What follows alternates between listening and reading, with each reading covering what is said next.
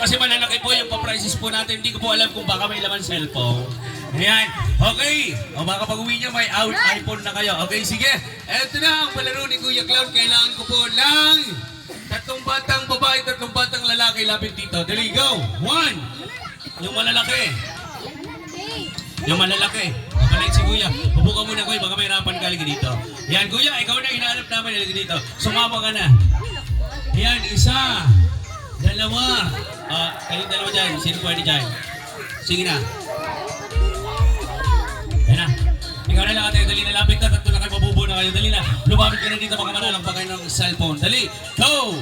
Yan, syempre, Kuya, yung matangkad sa likod. Dito ka sa likod. Sunod-sunod kayo. Ayan, ikaw, Kuya, dito ka naman sa unahan.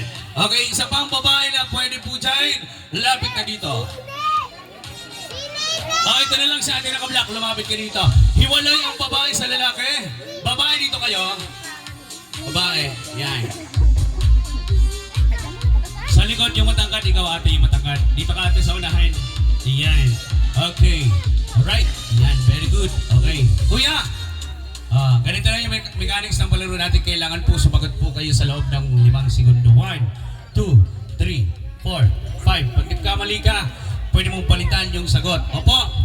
Okay, bawal lang ulitin yung binigay na sample ha. Okay, eto kailangan maka 3 points kayo. Ibig sabihin tag-isa kayo. Okay, handa na po ba kayo? Magbibigay lang po kayo lang halimbawa. Pangalan, hayop, bagay, isda, gulay. Madali lang. Okay, sino gusto yung mauna? Babae, lalaki? Lalaki! Kuya, handa ka na ba? Kaya ka ba? Hindi ka rin sasagot. Okay, eto na ha. No coaching po tayo. Sila lang po yung sasagot. Tulungan nyo yung kampi, yung nasa una natin. Tulungan nyo to.